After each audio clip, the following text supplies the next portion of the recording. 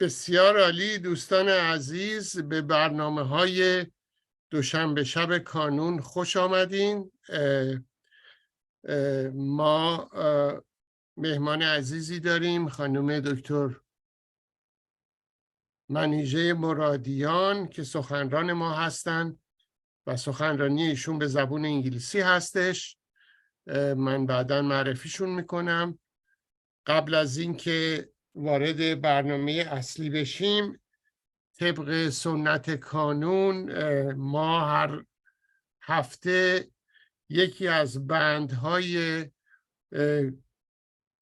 کمیته حقوق بشر سازمان ملل رو میخونیم برای آشنایی اعضا و این مفاد حقوق بشر کمک میکنه که به ادامه مبارزات دموکراتیک ما. امشب ما بند 9 رو میخونیم. هیچ کس را نباید خودسرانه توقیف، حبس یا تبعید کرد. ماده 9 حقوق بشر هستش، مفاد حقوق بشر. من برنامه‌های هفته آینده کانون رو خدمتتون عرض میکنم و بعد به معرفی سخنران امشب میپردازیم. دوشنبه 24 جولای، 2 مرداد، بحثی در مورد ضرورت سوسیالیسم دموکراتیک. محمد رضا شالگونی از اروپا هستند و با ما در این مورد صحبت میکنن. دوشنبه 31 جولای، 9 خرداد، فرهنگ گفتاری و آثار آن در جامعه ایران. دکتر حمید یگانه فکر میکنم از کالیفرنیا هستند و با ما در این مورد صحبت میکنن. Okay, let me introduce our speaker tonight.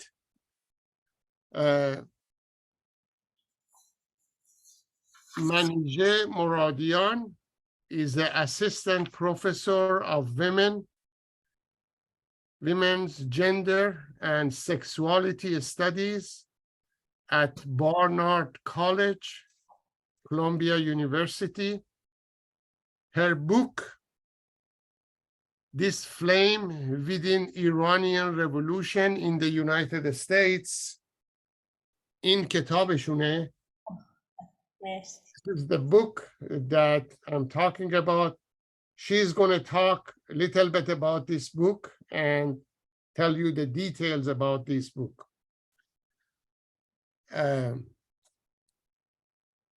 Was published by Duke University Press in December 2022. She has published widely, including in American Quarterly, Journal of Asian American Studies, Scholar and Feminist Online, and Women's Study Quarterly.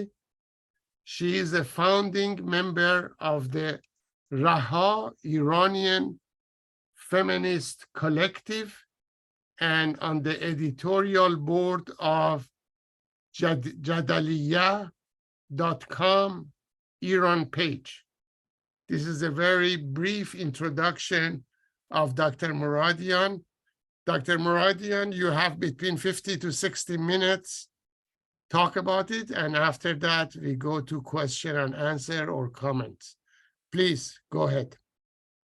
Thank you so much, Farshi John. Thank you for inviting me and for all the correspondence and organizing work. I want to thank Farah Mars for also the organizing work and the whole Kanun organization for having me here with you all this evening. I have a PowerPoint presentation, so I'm going to share my screen and try to play this from the start. So one moment. Hopefully it's okay. Can everybody see the slide? Yes. Yes. Okay. So I have a slightly different title for the talk, which reflects my main goal for this presentation. And that is, so the new title is Iranian Diasporic Feminism, a New Politics of Transnational Solidarity. And this new title reflects my main goal for this presentation, which is to track major shifts in the politics of solidarity between Iranians in the US and in Iran. And this image that I have on the slide here is from a March 8th International Women's Day event that I was part of organizing in New York City just this past March, that was sponsored by a new organization called Feminists for Jina, which is a feminist network that I'll be discussing further later on in my talk. But I started with this image, with this poster, because, and also just to point out that this event included Kurdish feminists, Afghan feminists, and Iranian feminists together. I start with this because March 8th, International Women's Day, is a very important holiday or day in the international socialist tradition, in the international feminist tradition, and in the previous era of Iranian revolutionary upheaval of 1979. And I will hopefully in my talk be connecting all of these threads kind of in and around and through March 8th and what it represents in different historical moments. So of course, since the new feminist uprising that began in Iran in September, and as you all know, there has been tremendous mobilization from within our diaspora, with lots of people, with lots of different politics from all walks of life, organizing to support the Iranian people's desires for freedom and for an end to the Islamic Republic. I know you've had lots of discussions about what's happening in Iran, and you've all been living this in real time. So I'm sure we'll have a lot to talk about. The Jan Azadi movement or revolution has raised, I think, some very important questions and challenges for the project of transnational solidarity or diasporic solidarity. And some of those questions, what is the role of the diaspora? Of course, people on the ground in Iran are the main agents of change, but I think we do have an important role to play. But I think we also have to think about how do we support the uprising from within the United States, of course, a country that systematically demonizes Iran and targets Iran with sanctions and threats of war. So how can we stand on the side of women, Kurdish and Baluch peoples, the young, the poor, students, workers, and so many sectors of Iranian society who are risking and in some cases losing their lives to fight for freedom while still taking into account our location in the US and the Islamophobic and imperialist logics that dominate the way Iran is seen and talked about in the United States.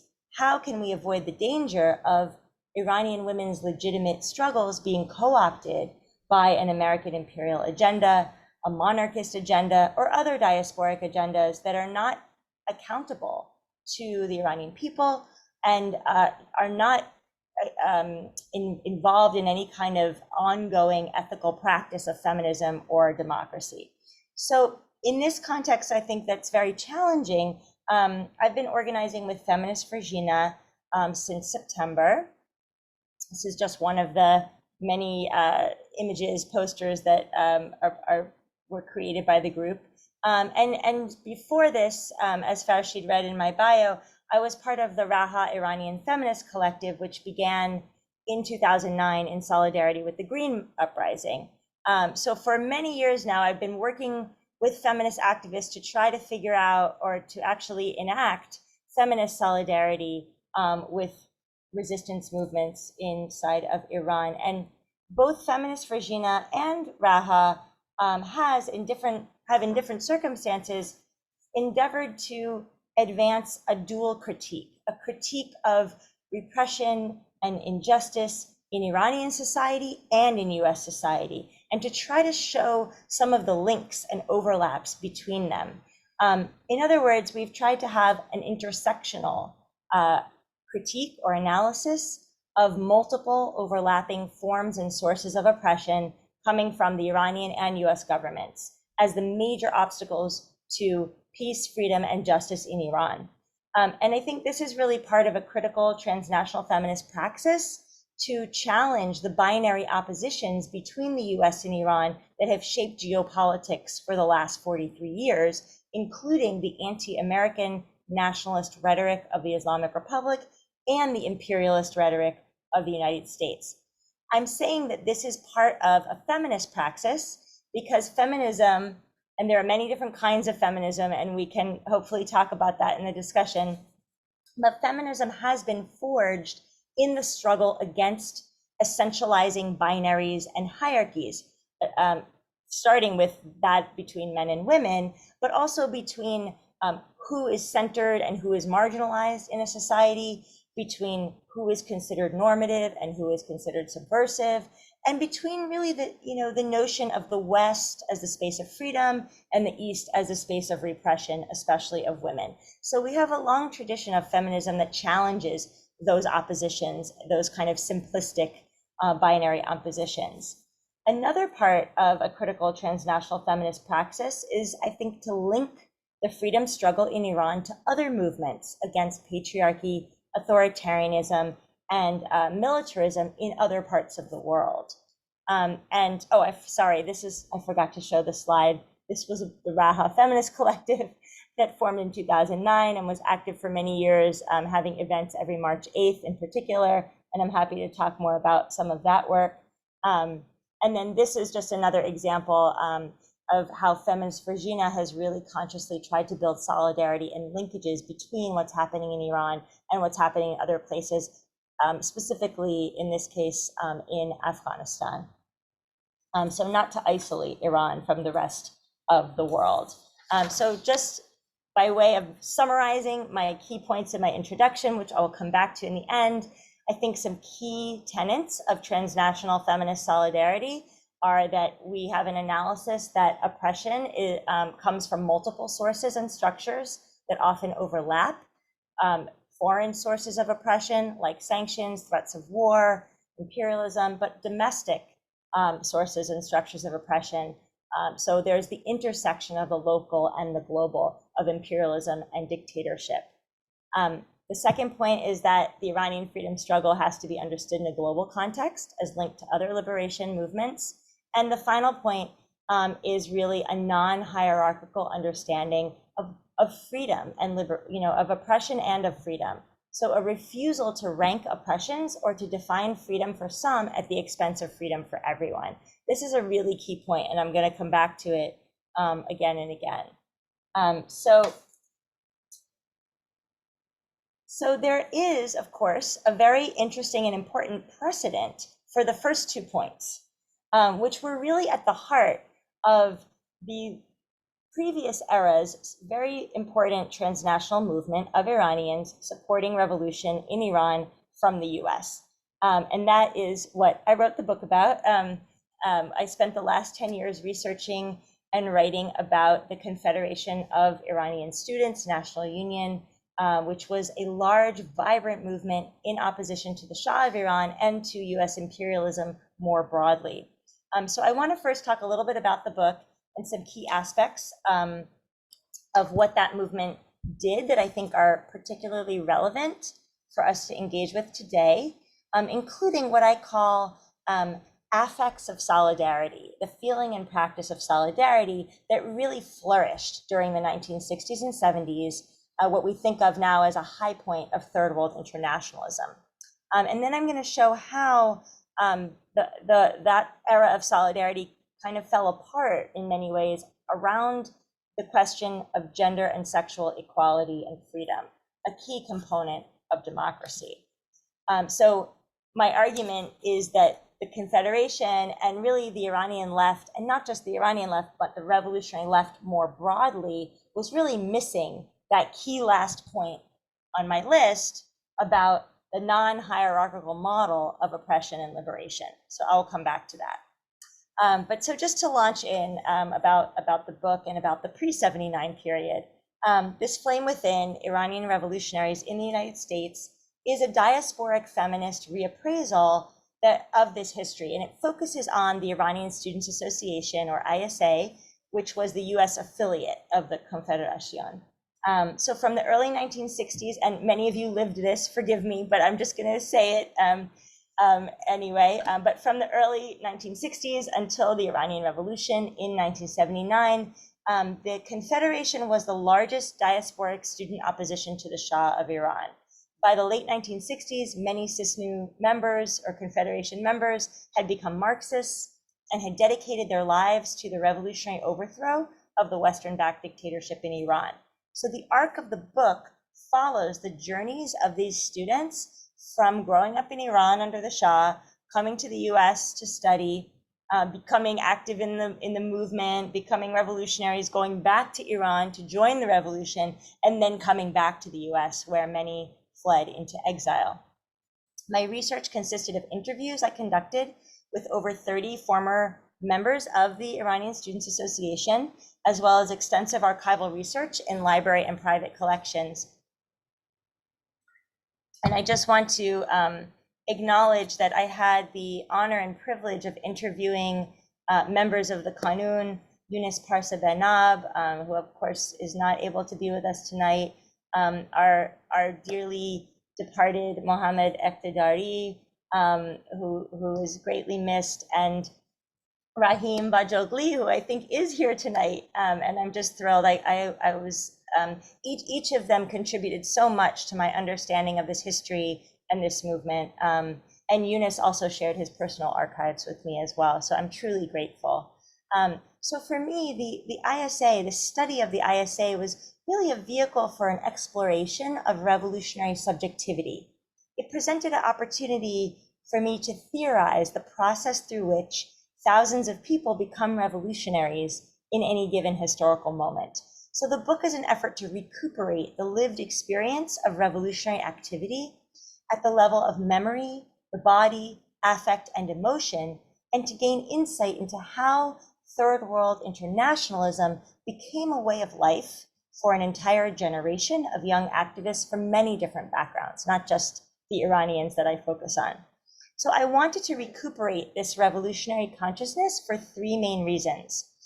One, to try to wrest away from the legacy of the Islamic Republic repression and persecution, the legitimate desire for revolutionary responses to unjust power.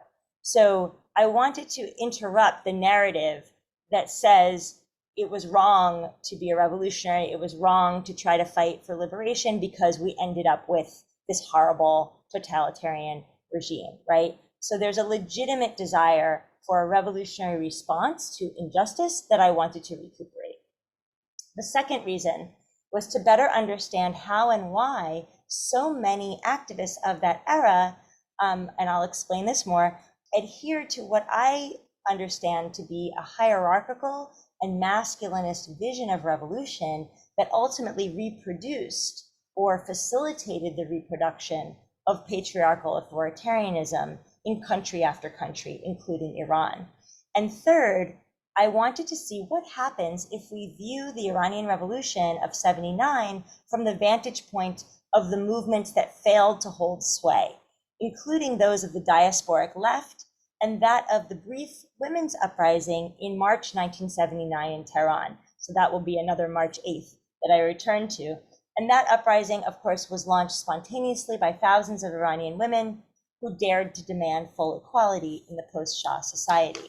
So I wanted to situate that uprising of March 8th, '79, along with the experiences of Iranian women in the Confederation and in the ISA specifically, as part of a genealogy of third world feminism, and to tease out some key lessons for diasporic and transnational feminism today.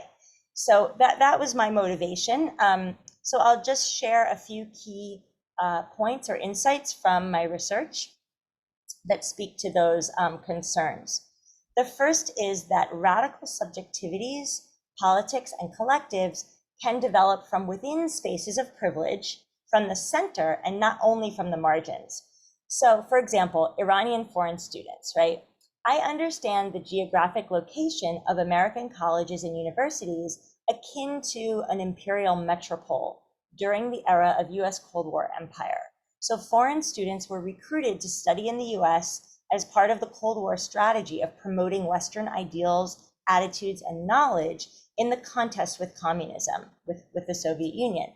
Iranian students were just one population among many such foreign student diasporas, although they were by far the largest, numbering 50,000 on the eve of the Iranian Revolution. The overall purpose of having foreign students come to the US was to produce a Western-educated third world elite who would return home and develop the nations of Asia, Africa, and Latin America according to US capitalist models and interests. So in light of that mission, I have named these foreign students of that era imperial model minorities and argued that they were supposed to model the benevolence of Pax Americana, of American empire, right? They were supposed to embody the ideal of the US as the indispensable nation spreading progress and hope, and also to divert attention away from the fact that all too often this progress came hand in glove with intense state repression from US-backed dictatorships, including, of course, the Shah. So my term, imperial model minority, is in dialogue with Asian American studies scholarship on the model minority immigrant or citizen, but I adapted the term to describe this temporary migrant population of generally elite students to highlight the global role they were supposed to play in integrating racialized non-white populations, non-Christian populations, and third world economies into the post-World War II US world order. And yet, the category of the imperial model minority, like that of the model minority citizen, was often overwhelmed by the very contradictions it was meant to erase. The process of recruiting and educating imperial model minorities sometimes went terribly awry, resulting in the admission of students who were hostile to US domination over their home countries. And many of you are here tonight, so you experienced all of this that I'm now sharing. But I want you to know that sharing my book with younger generations has really been meaningful, and the movement that you all were part of has taken on a new significance, a new import for subsequent generations in light of what's happening in Iran now. So hopefully we'll get to talk about that as well. But as I was doing my research, I wanted to understand how this process unfolded, how Iranian students who were supposed to play this role, imperial model minority role, decided instead, a minority, but still a significant minority, decided instead to spend their time abroad trying to overthrow the very order they were charged with spreading. In order to understand this process, I found it necessary to tune in to the registers of affect, which I understand to be the accumulation of lived experiences, bodily intensities filled with potential and indeterminacy, energies that can be channeled into different political directions and worldviews, depending on the circumstances. Through the interviews I conducted with former ISA members, I learned that the young people who joined the ISA had experienced a transnational process of radicalization that began with their formative experiences growing up under the Shah's regime. In the book, I explore childhood memories of repression and resistance in Iran that were revealed in the interviews and that traveled with these foreign students, with these young people when they came to the US to study. These memories, as I argue, functioned like reservoirs of what I call revolutionary affects. And I'll explain briefly how this concept works and then define it.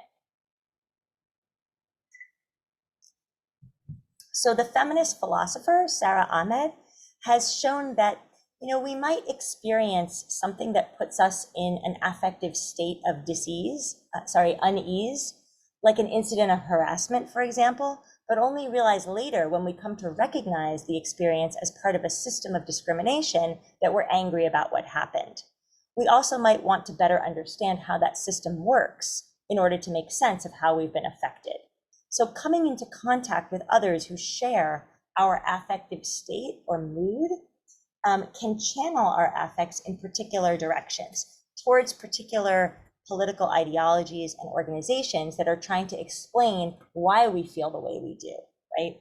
The sociologist Deborah Gould argues that social movements provide, quote, an emotional pedagogy, a guide for what and how to feel and what to do in light of those feelings. So for hundreds and then thousands of Iranian foreign students in the US, the Iranian Students Association became the vehicle through which they could make sense of affects and emotions that were out of sync with a kind of teleological view of progress that hinged on support for dictatorship, right? They were out of sync with the happy, positive feelings that they were supposed to have about being, having access to Western education and going home to remake Iran in the image of Western capitalism. Moreover, the ISA made it possible to do something about these feelings, about this discrepancy, right? So affect thus became a conduit toward new political horizons, new ideas about what kinds of feelings and actions were permissible and desirable.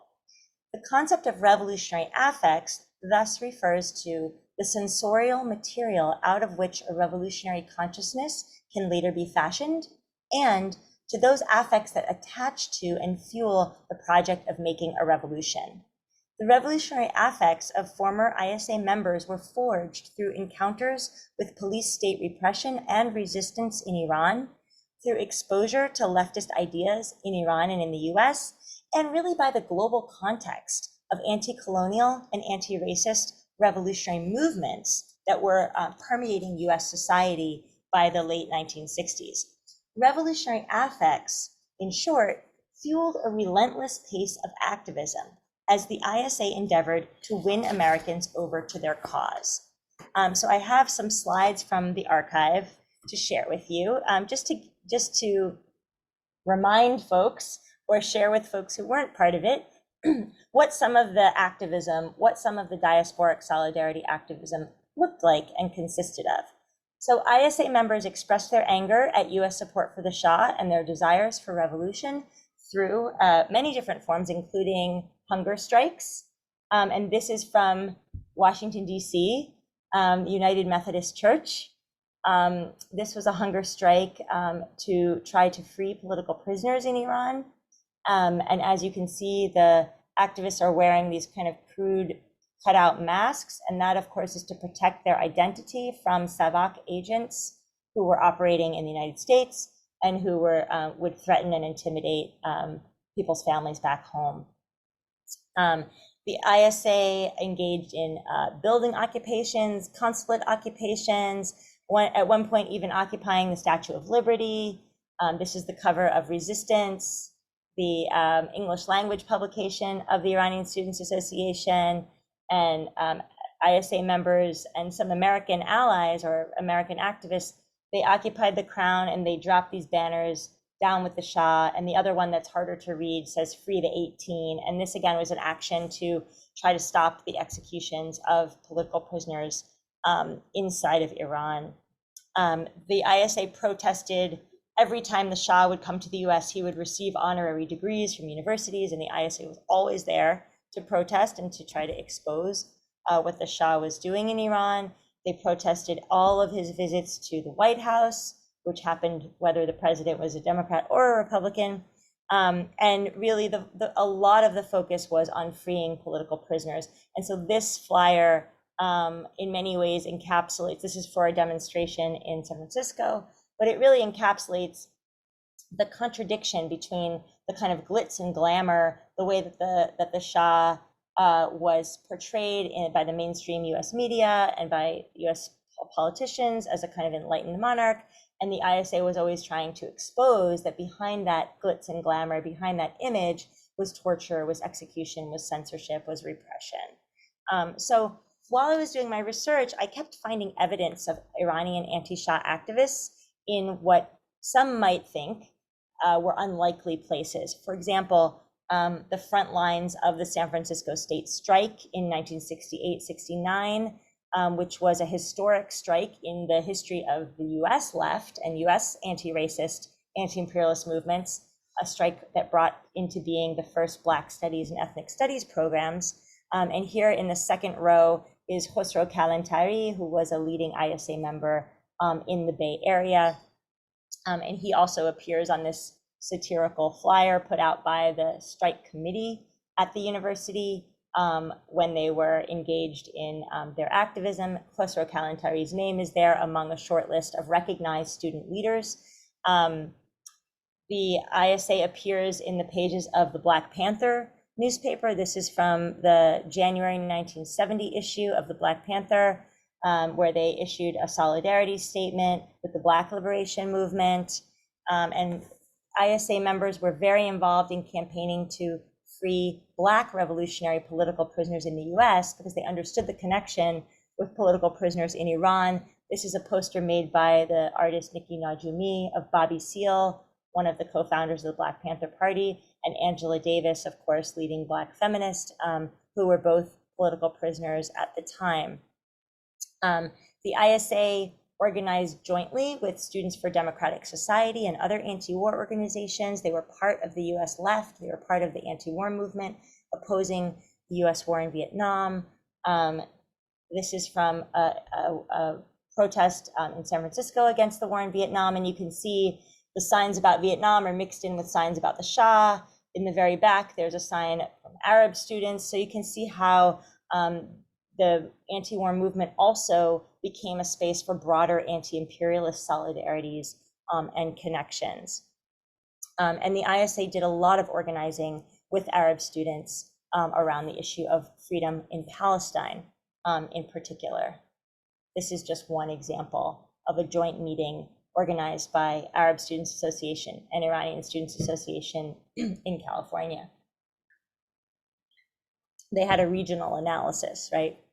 So in the book, I theorize about what compelled Iranians to become involved in so many struggles that weren't all directly about US policy in Iran, right? Like solidarities with Vietnam or with Black revolutionaries in the United States, right? Didn't have anything directly to do with the Shah.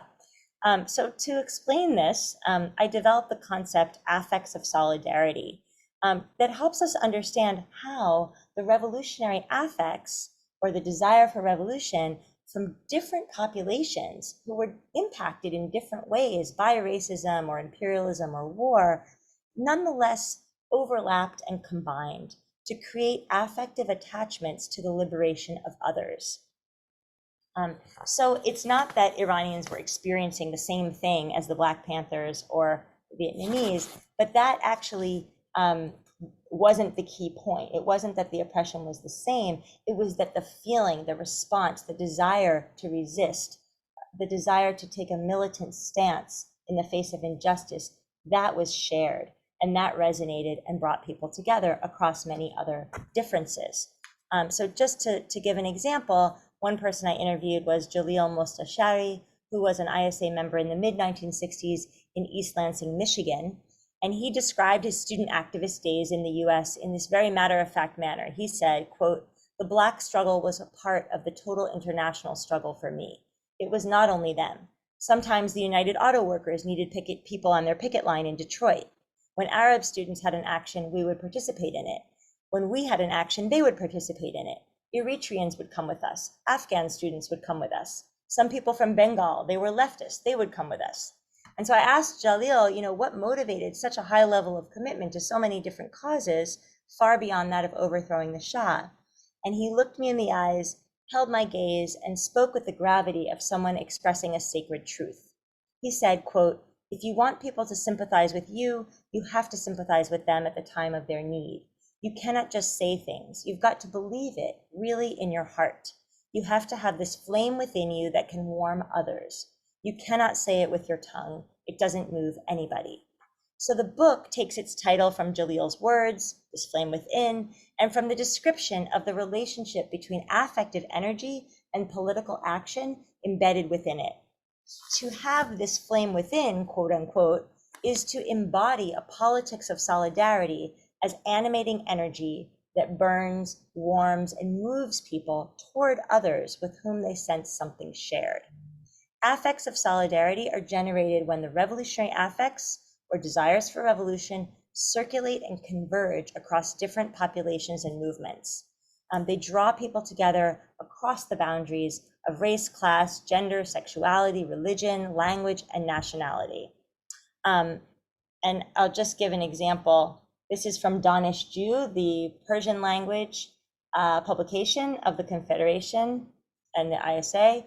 And there was just so much coverage of global movements across Asia, Africa, and Latin America in these publications, too many to even write about in the book, but this is about Vietnam, and you know, that when the Vietnamese won, when the war ended and the US had to leave, Iranian student activists celebrated this as if it were their own victory, right? That's how deeply attached to this struggle. That's how much they cared and felt like a victory for the Vietnamese was one step closer to a victory for all oppressed people, including Iranians. So my argument is that affects of solidarity describe the affective state or mood that made third world internationalism possible and really became like a way of life.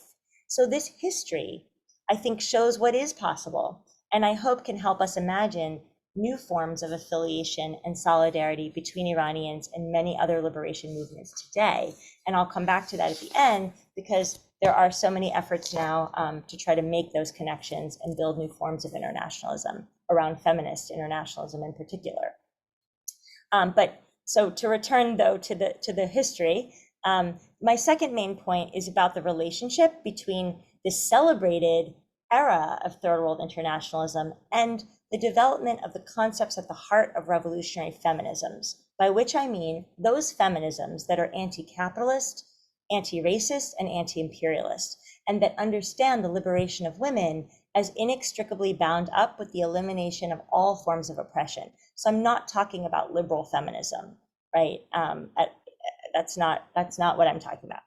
Okay, so in the 1960s and 1970s, affects of solidarity did not attach equally to all liberation movements. Notably, feminist and gay liberation movements were not common areas of solidarity for the third world Marxist left or for the Iranian Students Association. So rather than idealizing solidarity, I actually analyze it and I focus on the gender and sexual politics of the Confederation, of the ISA, as a kind of case study of the contradictions and limitations of that era's version of liberation movements and politics, right? So to summarize, because it's a whole chapter of the book, women and men in the ISA were influenced by debates over the problem of male chauvinism, to use the language of the time, which were playing out all around them in the radical student milieu, especially in Students for a Democratic Society, and also in SNCC, the Student Nonviolent Coordinating Committee, and within the Black Panther Party, to name just a few. The ISA formed women's committees to try to recruit more women to the organization. They instituted gender quotas at all levels of leadership to promote women leaders, and really they were trying to shift the culture of the group in many important ways.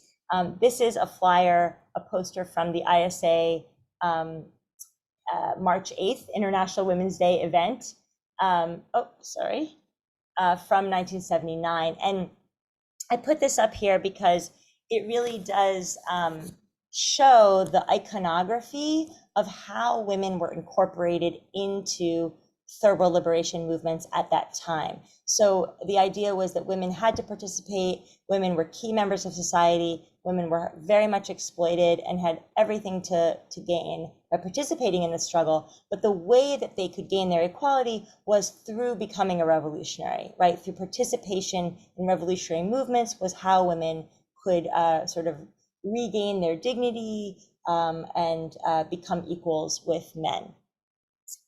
So the way that third world Marxists saw the problem of gender inequality at the time can be summarized like this. And it wasn't just the Iranian leftists, this was a broader understanding, right? The idea at the time was that the systems of imperialism, capitalism, and racism could not be overturned without unity between men and women working together towards revolution. You really see that revolutionary female figure here in this image.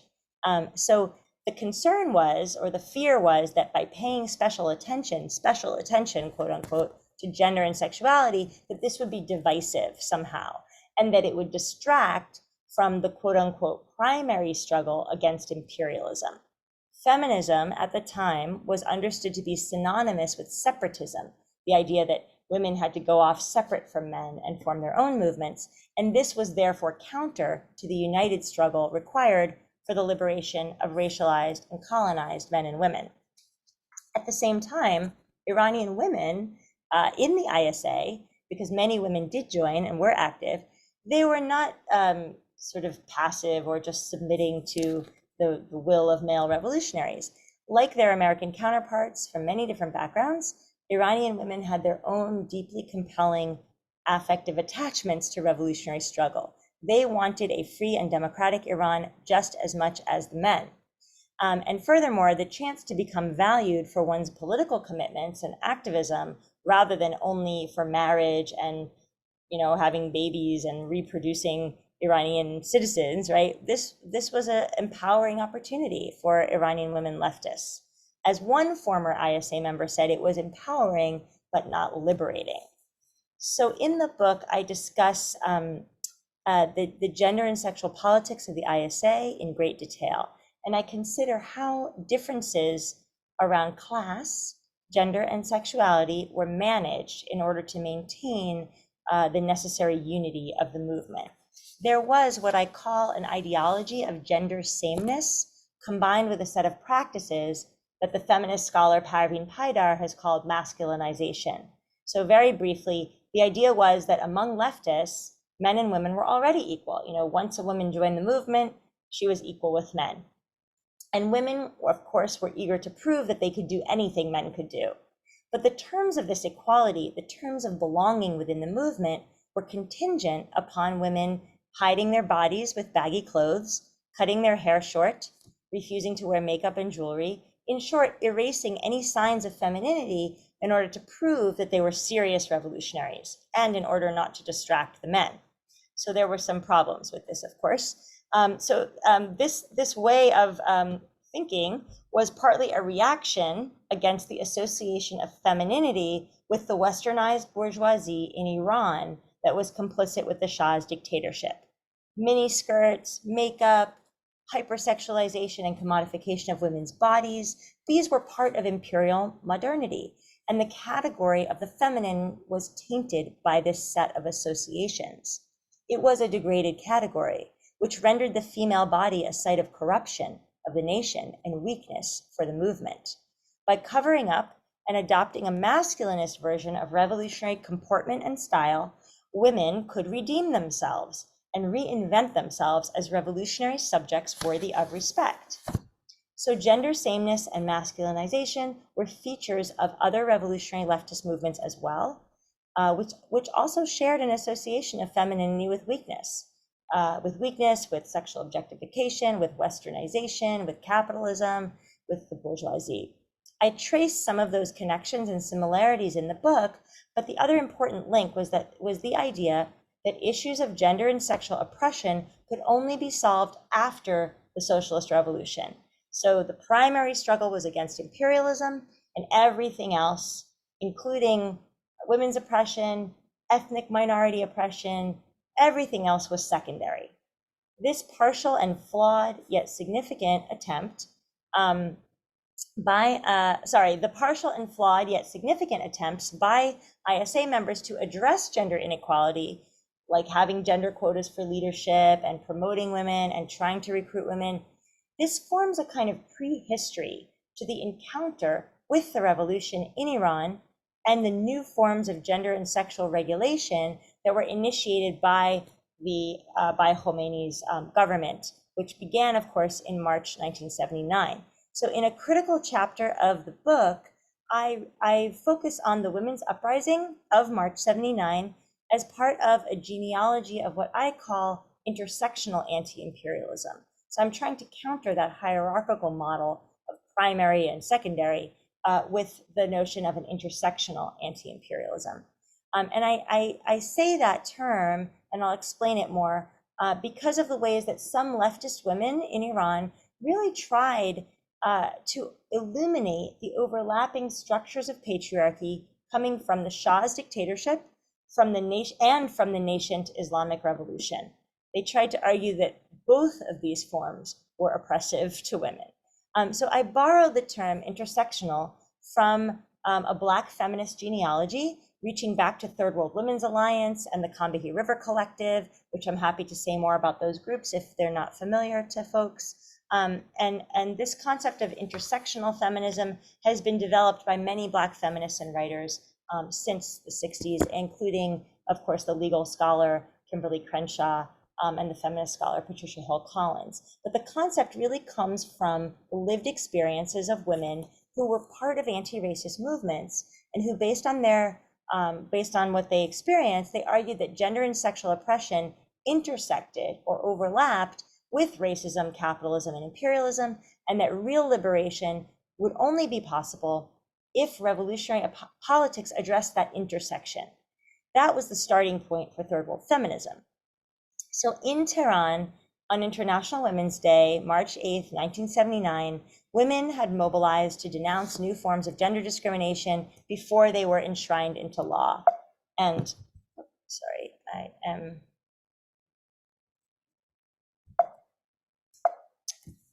having a slight issue with my slides. Let me just, I'm going to pop out and pop back in. Something happened here. So we're going to start again from this slide. So you've probably seen these images many times, Hangame Goldistan's famous photographs. So I mean, I'm always struck just by the size of these demonstrations and how until very, very recently, almost nobody talked about these demonstrations. They barely register in volume after volume of histories of 1979 in Iran. It's been totally marginalized until the Jina uprising began this past September. But these women in the streets, they rightly understood that restrictions on women's clothing, employment, and education were part of a broader curtailment of freedom and part of reneging on promises of equality. Based on my close reading of the French feminist documentary of the uprising, Iranian Women's Liberation Movement Year Zero, and on other speeches and documents, as well as personal memories of participants, I argue that this was the moment when the revolutionary affects of tens of thousands of Iranian women who had been part of the revolution diverged from all of the major existing organizations and ideologies across the political spectrum, with very few exceptions. So just to show a couple more of these images. This divergence cannot be described accurately through the binary logics of the West versus Islam that continue to shape the current era of US-Iran relations and that too often distort feminism into a pro-US interventionist position. In fact, there was remarkable agreement at the time in Iran among secular leftists, liberal nationalists, and Islamists that these demonstrations were at best a distraction and at worst a Western conspiracy to weaken the revolution.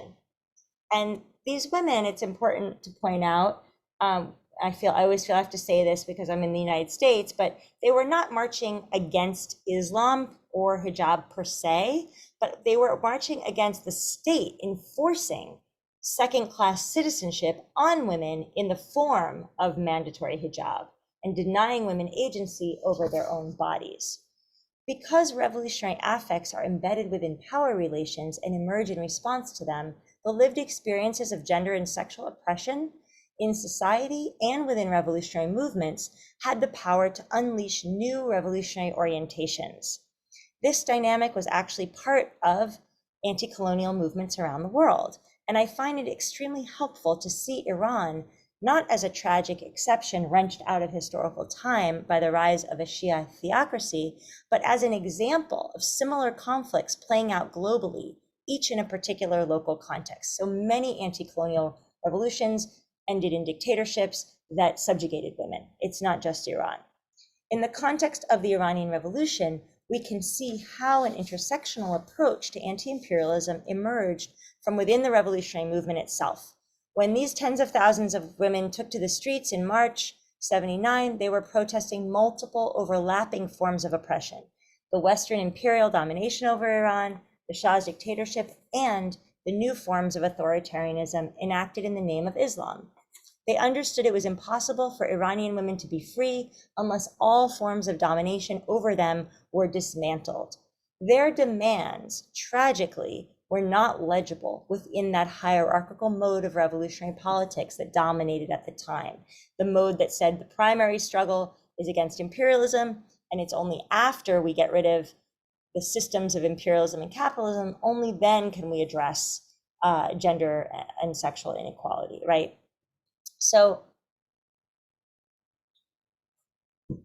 by way of concluding and wrapping up and drawing us into the present, I want to argue that the current Jina revolution embodies the legacy of this historic failure to recognize the legitimacy and to listen to the voices of these women in 1979.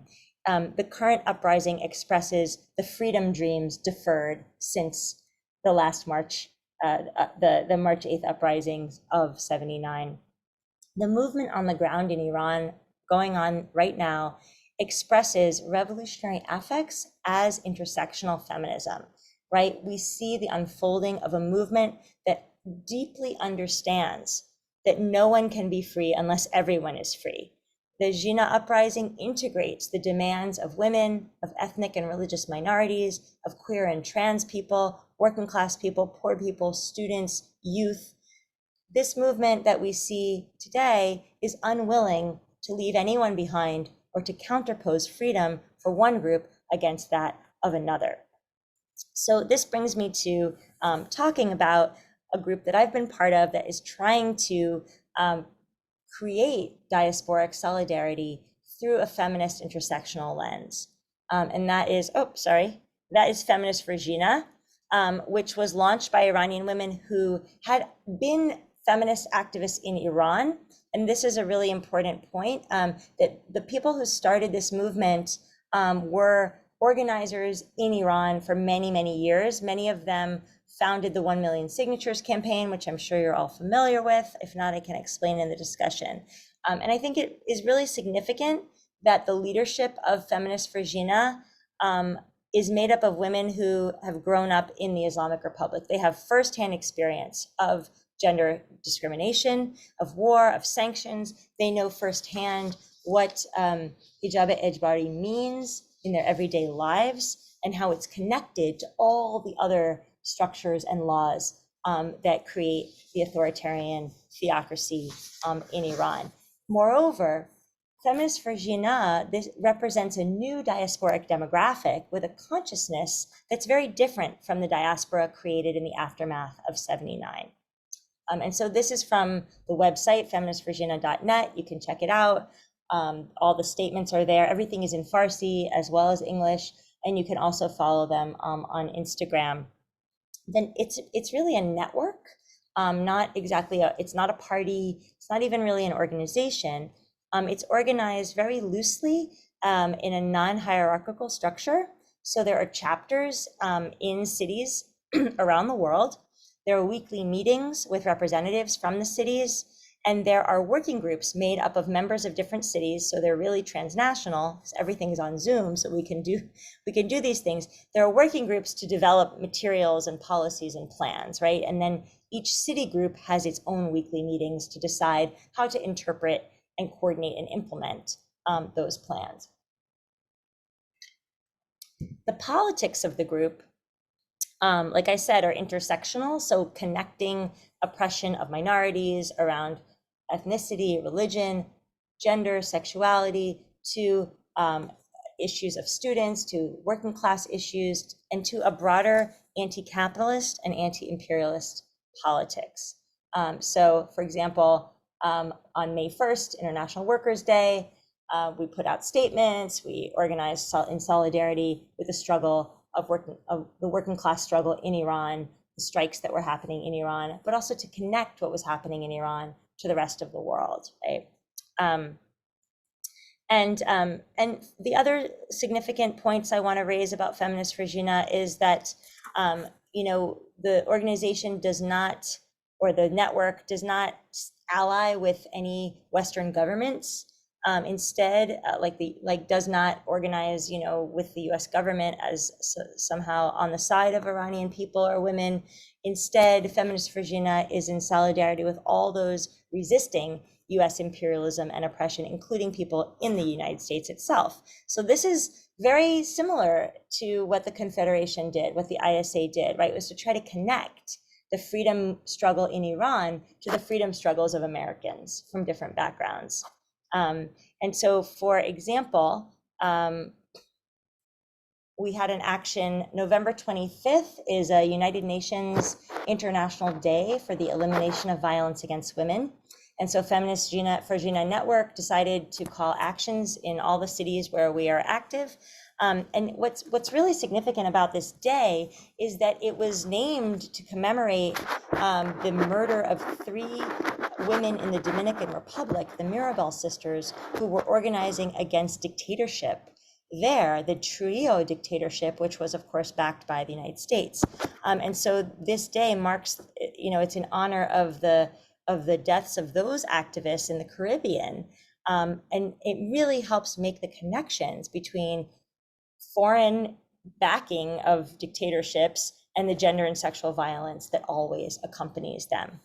So for this day in New York City, we organized a rally in Washington Square Park, historic site for dissident activities and revolutionary movements.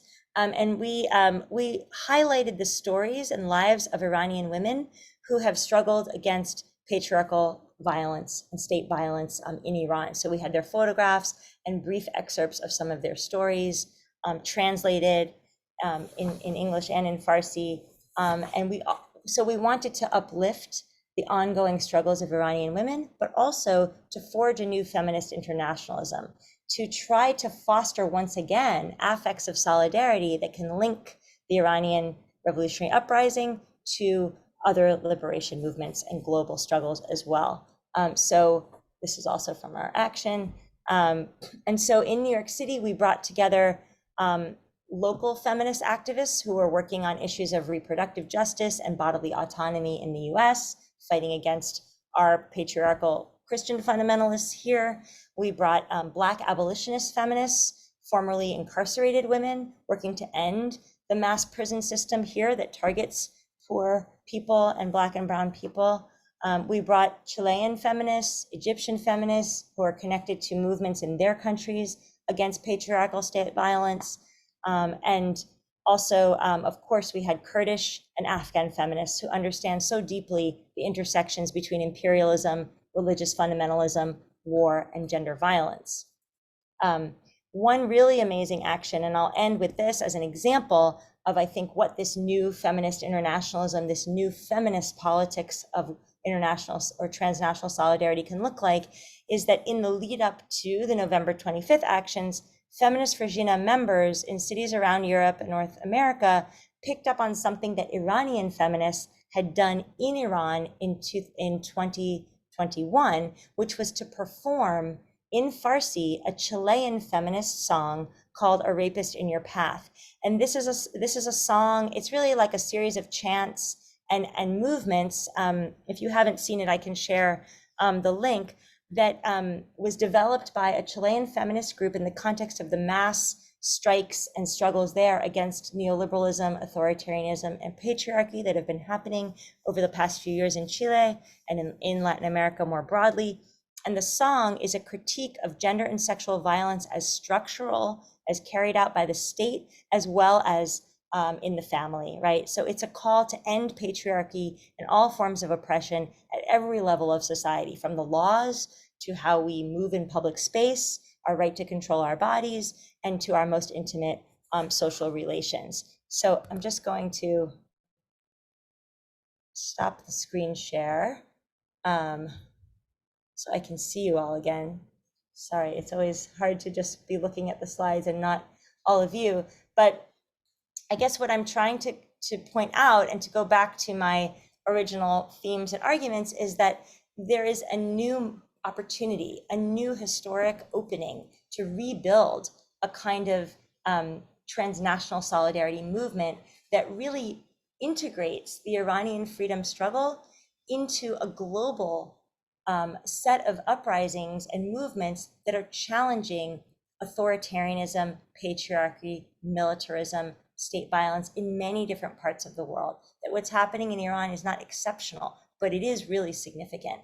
And in many ways, it's a kind of living laboratory for the innovation of revolutionary praxis through a new feminist lens, where, unlike the mistakes of the past, we now see a new generation that is very, very clear that bodily autonomy and equal rights are not secondary. They're not optional extras. They're at the core and at the heart of what we should mean when we say democracy, what we should mean when we say freedom. And so there is, of course, now an understanding that the liberation of Kurds, Baluch, women, queer people, working class people, they're all deeply intertwined. And there's no way to fight for freedom for one group without fighting for freedom for everybody. So I think those are some of the similarities with the pre-79 moment, is trying to make connections between the struggles and trying to make the Iranian struggle legible to other folks and forge new affects of solidarity.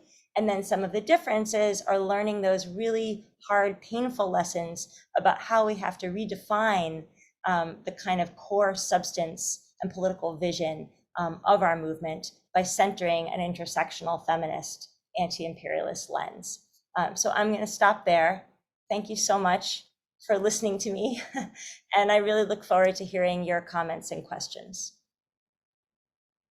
Dr. Moradian, thank you very much for your presentation. It was an excellent presentation that maybe bring us out of bubbles that sometimes we live in a bubble of Iran events and we forget what's going on in daily life in the United States.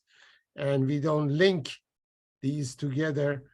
And thank you for evaluating the past and linking the past to the future and to the current situation in Iran. And I really appreciate that. So now time is for question, answer, or any comments that you have. Please raise your hands and let me see your hands that we can start our discussion and question and answer. Okay, I don't see any hands so far on that. So before anybody raise the hand, let me raise some question about some of the organization that you mentioned, the feminist movement you mentioned, and you said if you need more information you can give, or some other organization that link that. For example, you mentioned SDS and SNCC, and maybe some of us are not familiar with these organizations. Yeah. So if you briefly talk about these until we get somebody to ask question, I appreciate that. Sure. So one of the main arguments in the book is that the Iranian Students Association really situated itself within the broader milieu of student activism in the United States. And it was a high point of student activism in the United States. So there was a kind of mutual influence. Iranians were influencing the American activists, educating them. Nobody in the US knew about the CIA coup in '53. Nobody knew where Iran was. They didn't know the history. So Iranian students played a big role in radicalizing and educating the American left about that part of the world, right?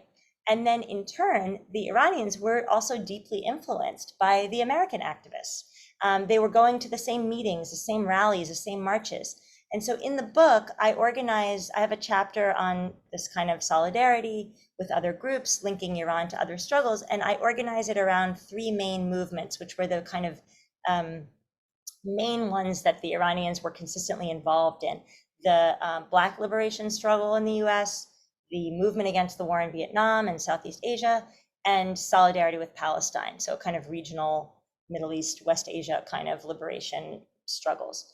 And so Students for a Democratic Society was, one of the biggest U.S. student movements that came out of the Berkeley Free Speech movement and really became a major vehicle for organizing against the Vietnam War. And interestingly, the ISA and SDS, they were very close, especially in California and Bay Area. They have like almost some similar trajectories where they started out as kind of large, broad democratic student movements. And over time they radicalized and became like Marxists and leftists, right? And that trajectory, we see that within the anti-racist movement as well. So we have the civil rights movement, and then people get, frustrated that the laws that are passed aren't really changing things or not enough. There isn't really structural change. There isn't really redistribution of wealth, and people become radicalized. So out of the civil rights movement, you get the Black Power movement. So Student Nonviolent Coordinating Committee ends up leading to a more radical wing of Black Power, which then, of course, takes its sort of fullest form as the Black Panther Party. And what I tried to trace was that the Iranian students are part of that process.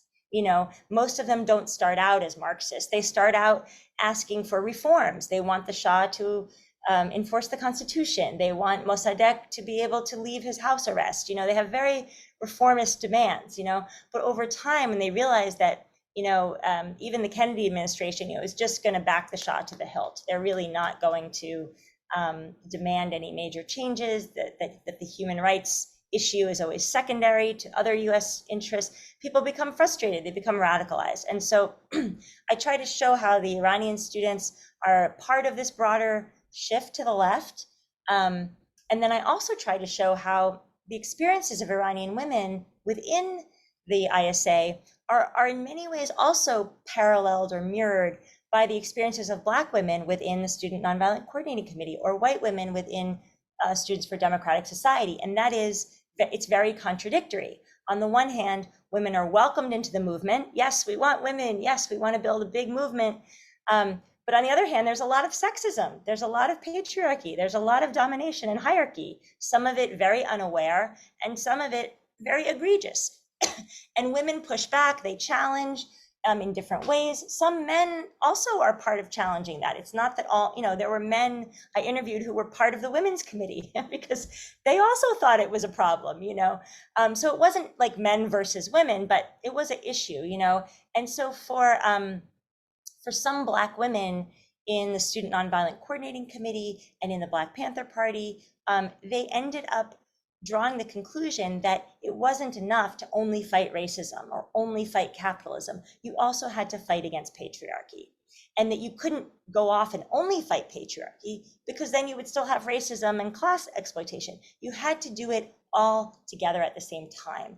And so some of the Black women in the Black Power movement formed the Third World Women's Alliance, which really tried to theorize an intersectional struggle against imperialism, racism, and capitalism.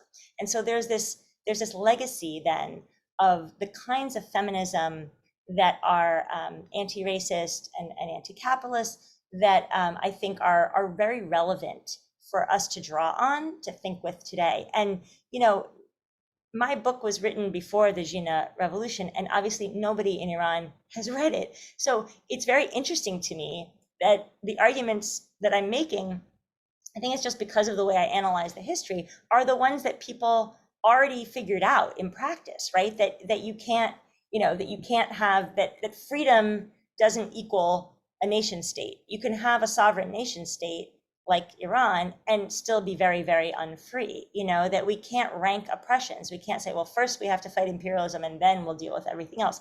That was a disaster, right? And so I've been drawing on these legacies, trying to make these arguments. And now I see history has leaped past me. And now, people are already trying to make a new society based around these ideas that really come out of their own lived experience, out of their own engagements with history, and what they have lived, So okay. now, yeah. Thank you. Now we have some people ask question. Okay, let's, Monir, please start, Monir. Hi, it's really nice meeting you. Actually, back in November, I tried to contact you via email. I came across Feminists for Jina in New York, and I saw there were you were other places too. I sent an email, but unfortunately I didn't get anything back. But I hope we can get in contact. Yes, because we do a lot of March 8th in DC area, and we also do for Kanun. So hopefully we can get you get more connected, and we can have have more of these discussions.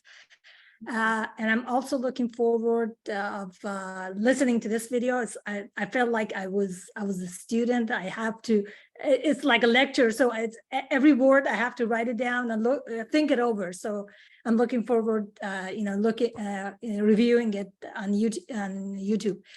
My question is, as you were saying, this is a multi-dimensional thing, the Jina movement in Iran. And I do believe what you're saying, that we should look at in a different aspect of why people are in the street. As you mentioned that before, I mean, especially the leftist movement of 1979, they looked at women's movement as a part of the whole thing. If the whole system changed, then we're going to solve the women's issue, which we know it doesn't, and it won't. Right now, with the discussion of what's going on with the Iranian diaspora in here is that, okay, should we focus on just hijab, or should we, or are people in the street for hijab, or are they in the street for economic reason, oppression, democracy, just being as human beings? So it's like these and different people with different ideology, they pick one of these things and they don't look at the whole thing. If you can elaborate on that, I would really appreciate it. And thank you for being here. Oh, thank you so much. And I'm sorry that we didn't connect previously. I think hopefully we will now. And I appreciate the organizing work that it sounds like you've been doing. It's been, of course, really challenging and exhausting. So I really appreciate everyone who's been organizing so much. I think you said it very well. You know, we really can't pick and choose. It's like what's so beautiful and so historic about what's happening in Iran is that everyone is bringing their grievances together. It's not single issue, right? It's like, it really is like an understanding. I mean, you know, to have oil workers go on strike to support, you know, feminist demand. I mean, I think it's the first feminist oil workers strike in history to have happened in Iran this past year, right? It's like people understand you can't separate the economic from the mandatory hijab, from the issues of, you know, rigged elections, from issues of political prisoners and censorship. It's all one regime, right? It's all one regime that uses all of these strategies. It's economic corruption, it's control of women, it's oppression of Kurds and Baluch and other minority, you know, it's all connected. So this is a moment, you know, we don't know what's going to happen, but it's been a huge opportunity for people to make the connections between the economic, the social, the political, right, between all of these issues and not separate them out. You know, whether that can be sustained and how and all of that, we don't know. Conditions are so harsh there, it's so challenging, but I know there are leftists meeting and there are roundtables and there are things being written and produced and all of that, despite all of this, and that there are, you know, there's a whole new generation of leftists in Iran who don't want to just get rid of Islamic Republic and then have some kind of, you know, become some neo-colony of the US that is like, you know, integrated in a subordinate way into a very exploitative global capitalist world order. That's not what people are fighting for. You know, they don't want to become another site of cheap labor and resource extraction for Western corporations, right? People are actually fighting for something that doesn't yet exist, right? They have a revolutionary vision. They want something different than any existing form. And I think that is where the issues come together. You know, it's like, what is the future that people are fighting for, right? If it's a future of economic justice, of democracy, of true equality before the law, but also in terms of social relations, how we treat each other, then all these issues are deeply interrelated. And we have, I think I hope that our role in diaspora is to uplift and support that tendency of the revolution, right? Not the tendency to fragment or to rank issues or to separate it out, but the tendency to bring them all together and to have a kind of vision of what would a totally different society look like, you know, the kind of transformation that I think people are struggling for in so many parts of the world right now. I mean, Latin America comes to mind because they've had such mass feminist strikes and, you know, And in the feminist strikes in Latin America, it's the same thing. People are fighting against, Catholicism in its fundamentalist forms, control of women's bodies. They're fighting against neoliberal economics. They're fighting against police brutality. They're fighting against all of these issues because they understand that they're deeply intertwined. So I think that you said it really well, that we don't really need to separate these issues out. Thank you, Dr. Moradian. I just remember that you mentioned that you have to leave around 9 p.m. because of your child. So we try to limit the number of questions, and also your answer may be short. I will be shorter. Sorry, it's my professor problem. I have to be shorter. Sorry. Okay. Mojtaba, please. Thanks for the great speech, Dr. Moradian. I was at the end of my stay in the United States, I was part of the student movement. I understand what you're talking about, but I'm being a little bit blunt. I don't think what happened, it was all cheesy, that it was all intersectional. It wasn't. And the reason, actually, I see between the words that you use, wearing a baggy clothes, women, so they're showing that they are feminine men, whatever. So the movement, even in Confederation of Iranian Students, they were trying to say that femininity by itself is the problem. You have to be like a man. So that is one thing that I would say was not all cheesy in those days. That's one observation. The other thing is, we all thought, if we get rid of the Shah, everything will become cheesy. So everything else, as you said, the women's, either minorities, they were down the tube. That I agree with you. Unfortunately, what I see right now, when your basically title is Diasporic, actually, feminist movement, I don't see that, from the diaspora, that, there is that legacy that exists, that they can work together as an intersectional group. As you see, monarchists, leftists, you name it, from different groups, they're fighting each other. I'm not saying, they should forget about each other's differences. Yeah. They should, but they should also remember what they are up against. What they're up against is get together with their differences. Do not forget, like the Shah's regime, that only with toppling of the Shah, everything will become cheesy. So that is really intersectional. Thank you for a great speech. I appreciate it. Thank you so much. So just to be clear, I know I talked a lot. So just to be clear, I'm not arguing that the Confederation was intersectional.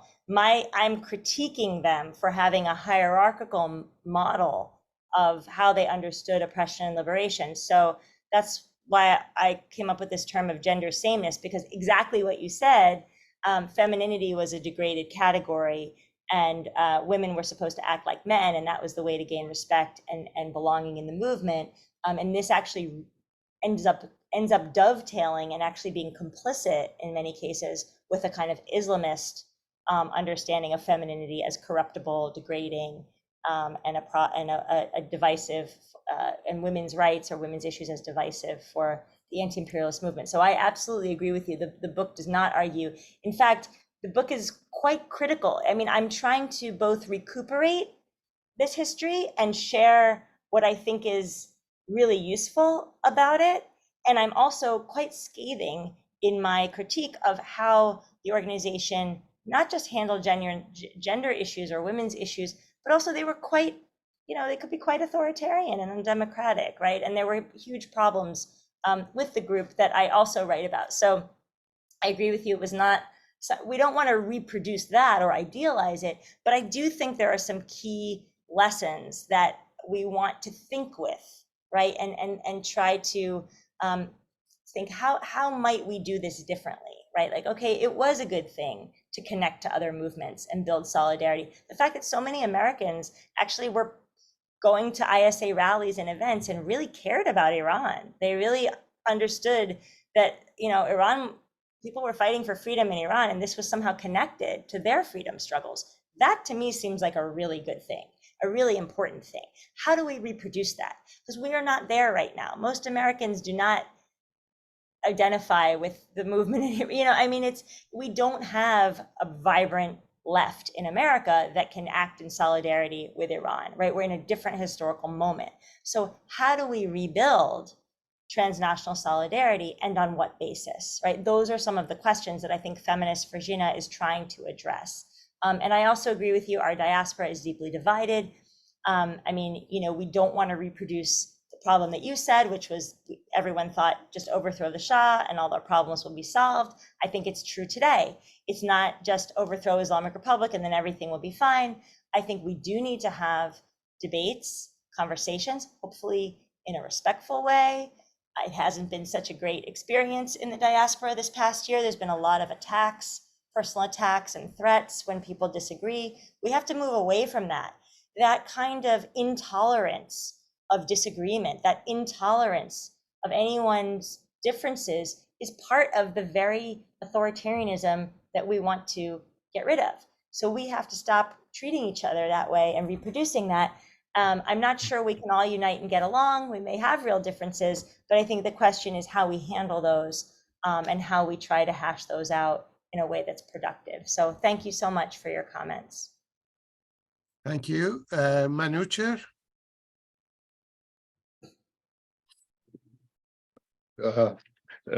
Thank you, Manijeh. I enjoyed the speech. You have a great advocate in the area and in the room, Nadia Benal. Yes. Is she here? I can't see, so I didn't. Her name appears, I believe that's her. Okay, I can't. Oh, Nadia. Okay, she's here. Yay. Okay. Yes. Now, I got a copy of your book long time ago, but it was a gift from Nadia. Oh my goodness, thank you. Thank you, Nadia. And I was not the only one. Some of our other friends got this copy, your book as a gift from Nadia, so it was enlightening. Now, in your book, you refer to resistant nostalgia. Yeah. Would you be able to briefly refer to that? Yes, yeah. Yes, thank you so much. Thank you for your comments and questions. And thank you, Nadia, for being my biggest champion here and supporting me so much, and to dear Eunice as well. So resistant nostalgia. So when people talk about diaspora and nostalgia, it's usually understood to be a kind of conservative thing. And we see that very much in the Iranian diaspora, that when people are nostalgic, they're often nostalgic for maybe the days of the Shah or maybe the Persian Empire. That nostalgia is like a backward-looking glance that is idealizing a past that never existed, right? Like an imagined idealized world of the Persian Empire in which human rights were honored, and or an imagined past of the Shah that was so great or whatever, right? So diasporic nostalgia is often very conservative. It can be reactionary, and is often criticized by feminists who are trying to always change things and move towards a less patriarchal, less traditional way of living. So diasporic nostalgia is usually considered in that conservative way. What I realized when I was interviewing all of these activists who had been revolutionaries, who'd been Marxists, who'd been part of the Confederation, was that they were nostalgic, not for the Shah, not for the Persian Empire, but they were nostalgic for that possibility of a different Iran. They were nostalgic for a time when it really felt possible to have a socialist revolution, not just in Iran, but in much of the world. They were nostalgic for a time of hope and possibility, when anti-colonial movements seemed to be ushering in a new era. They were nostalgic for the possibility of an Iran that was not a dictatorship, neither a westernizing dictatorship, nor an Islamist dictatorship, right? They were nostalgic for that, that revolutionary time, that hope and possibility. And I realized, well, that's not a conservative, backward-looking nostalgia. That's like a future-oriented nostalgia. That's a very different form of nostalgia that's been marginalized in our diaspora since 1979, where, of course, the dominant mode of nostalgia is sort of a Persian imperial fantasy, I think, a sort of Aryan, all of that stuff, right? So I thought it was really important to theorize that and to recuperate that. You know, what is it? What kind of political intervention does nostalgia for the possibility of a socialist future or a revolutionary future or a democratic future, what kind of intervention can that make in this political moment before September 2022, of course, when things felt so stuck? You know, when you have the collapse of the Soviet Union, the end of the Cold War, we have this common sense logic that if you try to have an alternative to free market capitalism, you end up with something worse, a totalitarian society. You know, we're so caught between, you know, Islamic Republic and the West, you know, and both of these options are just not good, right? You know, they don't bring liberation or equality, and they're totally unsustainable for the planet. So I thought, well, this resistant nostalgia, this memory, that this embodied affective memory that former ISA members carry of what it felt to live in a moment when you really believed another future was possible, when you really believed liberation was possible, that can maybe help shake us out of this kind of dead end where we're told at the end of history, right, that there's no alternative to capitalism and we have to just make do. And so that's what I'm trying to do with resistant nostalgia, is to intervene in that kind of cul-de-sac, that political dead end, and remind us that, okay, we may not want to reproduce the form of struggles that, you know, we may not want to reproduce, you know, the Maoist ideologies, for example, but we don't want to let history erase or marginalize the memory of that possible other world.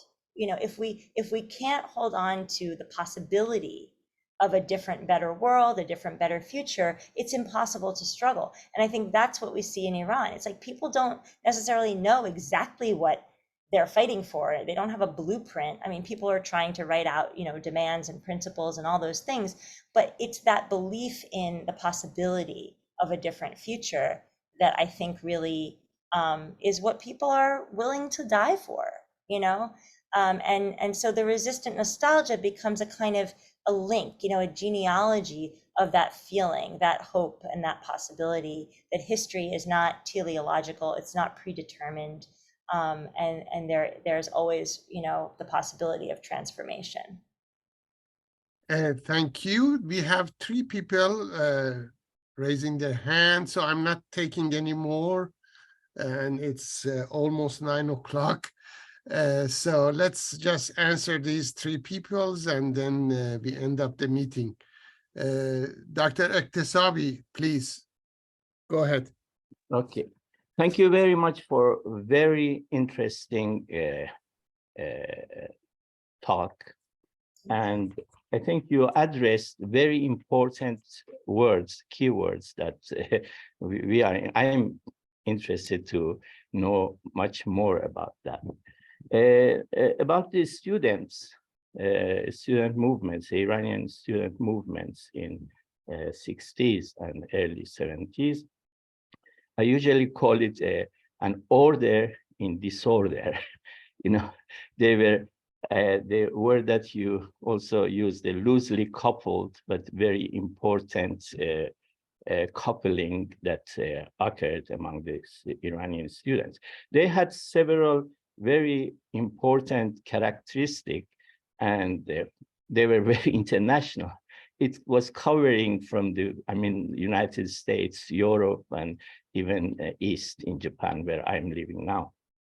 But at that time, the students, and we were lucky to somehow that we were living in a world that I call it the post-World War democracy. This 50s and 60s, the post-World War democracy, is a time that even Americans were democratic. And you cannot see any signs of that now. So they were fantastic thoughts.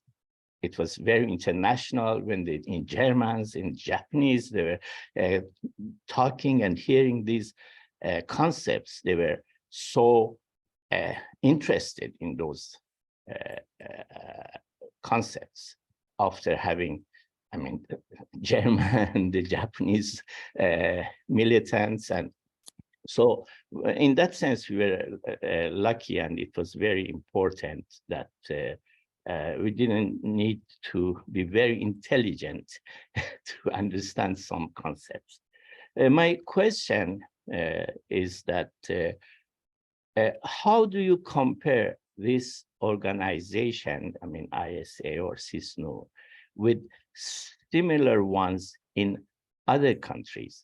For example, the Turks, the Egyptian, or even the Latin Americans.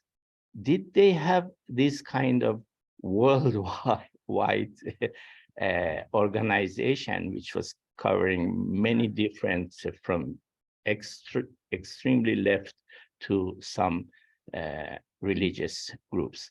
Thank you very much for your very interesting talk.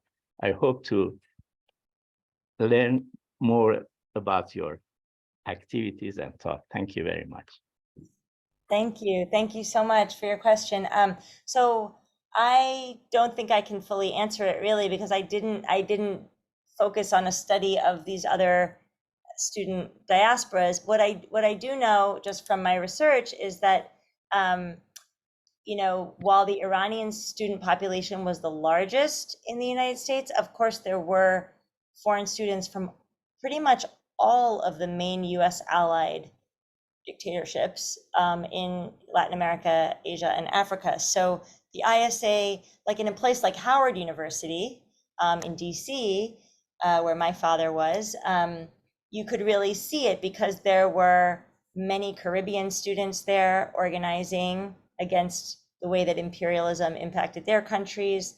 There were African students. You can see it in the pages of the Howard University student newspaper, right? That there are all these African foreign students writing about anti-colonial struggles in Africa. So I do think that other foreign students had organizations, but I can't say definitively, but my sense is that because Iranians were the largest in number, it would follow that their opposition organization also had the largest numbers, the largest pool to recruit from. But I think that would be a fascinating area of research, is to really do a comparative study of other other foreign student diasporic opposition movements that had chapters around the world in this way. I would be surprised if any of them approached the scale of the Iranians. I mean, the Iranians were so active across Europe. I mean, they were part of like launching the German student movement through their at an anti-Shah demonstration where a German student was killed, and this helped kick off a whole radical student movement in Germany. So I mean, Iranians played a really important role, but I can't really fully answer your question. It's really a good question though. Thank you. Thank you very much. Well, now we have one of the person that you interviewed, actually, Rahim Bajogli. Rahim Jan, please go ahead. Hi, Manijeh, and nice to see you again. I really thank you for your great, informative, and analytical presentation on Iranian student movement. My question is, can you elaborate more on the concept of the affect revolutionary and desire for justice against discrimination and oppression? Yeah. And it was really interesting to hear that concept. And the other thing is that consider the time of the Iranian Student Confederation in 70s. German have terms for a Geist des Zeit or a spirit of the time. Is all, if you look at the all around the third world and in Europe, student movement and all anti-imperialist movement, that's the ISA was part of that, movement around the world. So I don't know if you consider that, because if you see right now, the spirit of time is more racist, unfortunately, is that. Yeah, and right is, all the government and all the movement around in Europe and other countries. And just for the note, not all the leftists were against March, women march, in 1979, there were some leftist group and even some liberals that they created National Democratic Front. They supporting that struggle, women for the equality and against discrimination. Thank you very much. I really nice to see you again. Well, thank you, Rahim John. It was an honor to share my research with you after you were part of it. So thank you so much. So yes, the concept of revolutionary affects. So, we often talk about the 60s and 70s as, almost like in some axiomatic way, some self-evident way that, oh, it was just the times, like you said it, the zeitgeist, like people were just revolutionary back then, people were just into third world solidarity back then, and I wanted to actually try to understand it, and not just sort of take it as a given, but to try to really theorize, how did that come to be? Because just because you read Marx doesn't make you a Marxist. It doesn't. You can read a radical ideology, and it doesn't make you change your whole life around and be willing to give up everything: your family, your education, your career, your country. How do we explain that? How do we really explain people reorienting their lives around the project of making a revolution?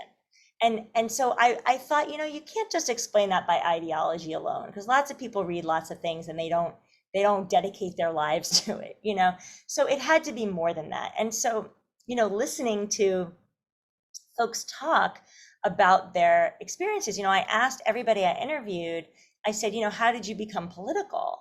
And for many, many people, they started talking about their childhoods in Iran. And I was not expecting that. I thought they would say, oh, well, someone invited me to a meeting and I read a pamphlet. But that was rarely the answer. Most common, people started talking about memories from their childhood, either of witnessing, some kind of repression, tanks or tear gas, or someone being beaten, or a relative was arrested and tortured. It's like these memories, these very visceral memories from childhood of brutality, of repression, of fear, of violence, and people also shared memories of resistance, meaning they had an uncle who was in Tudeh, or they knew someone who, or they had connections to or some folks who were the older generation who were teenagers during the Mossadegh times, and they remembered the mass demonstrations. They remembered, that time, right? They had that feeling, that lived experience that was still palpable. It was still visceral when they were talking about it. So, I thought it was interesting that when I said, how did you become political? People started talking about their childhoods, right? And these very formative experiences and memories that followed them, that stayed with them, that shaped them, not in a predetermined way, but in a way that made them open and interested in finding like-minded people, finding people who felt the same way, but also in finding ways to interpret those experiences, to make sense of what they had seen and witnessed, and what it meant and what to do about it, and so I ended up working a lot with affect theory, which comes out of kind of different academic fields, and has had a big impact on social movement history and ways of thinking about activism in particular. But I really came to understand that, you know, and also I think I have my own version of it myself as an activist, you know, that like there is something that is in excess of ideology, that you have to feel it, you know, you have to be moved. There has to be something that moves you and compels you to seek out theory, ideas, organization, you know, to feel that you absolutely must, you know, do something, that you have a desire somehow, even if you can't make sense of it on your own, even if you don't fully understand those early experiences until much, much later when you have a chance to talk about them with others or read books that help you understand them. You know, it's still that affective energy, that embodied, visceral impact of being in the world, such as it is, filled with oppression and injustice, right? That leaves some people open to revolutionary ideas and organization. So I think it's very interesting because there's nothing, it's not predictive. Like you can't predict, well, this happened to someone, so then they became a revolutionary. It's a much more arbitrary, contingent, and indeterminate process. And yet it clearly happened at a large scale and in a somewhat systematic way for an entire generation at a certain time in history. So that's what I was trying to do, is think about what's the Iranian version of that? Because as you said, it was a global phenomenon, but we had to actually understand what are the conditions that produce that affect, that desire, that kind of the raw materials that can be fashioned into a revolutionary subjectivity under the right conditions. If you do encounter that pamphlet, if you do encounter another activist who can help you make sense of things, if someone does invite you to a meeting, right, then suddenly all of those energies and affects and memories and everything you've been carrying around with you becomes like the fuel, right, for that struggle. And I think that was something that I was interested in digging out, because I think that, again, you know, if we are interested in having movements that are large and effective and compelling, it would stand to reason that we would try to analyze how that happened before. You know, how does it happen that so many people become willing to really reorient their lives around the possibility and the hope and the demand for systemic change? You know, that's what I was trying to get at. So I think that affective level, the emotions, the affects, the memories, that's a really key part of history that often we don't pay attention to. Thank you so much. Yeah. Dr. Moradian, thank you very much for your presentation. It was an excellent presentation, and is 9:13. I guess we stolen a little bit time from your child that you have to take care of that, but we are really appreciate that, and we tell you good night and hope that we can contact with you for the future and we have more discussion about these important issues. Well, thank you so much. Again, it's such an honor to be able to speak with you, to share my work. I feel that you all know this much better than I do. You lived through it. And, you know, it's just been, my great pleasure has been to try to make this history accessible to new generations. So thank you all so much. Thank you.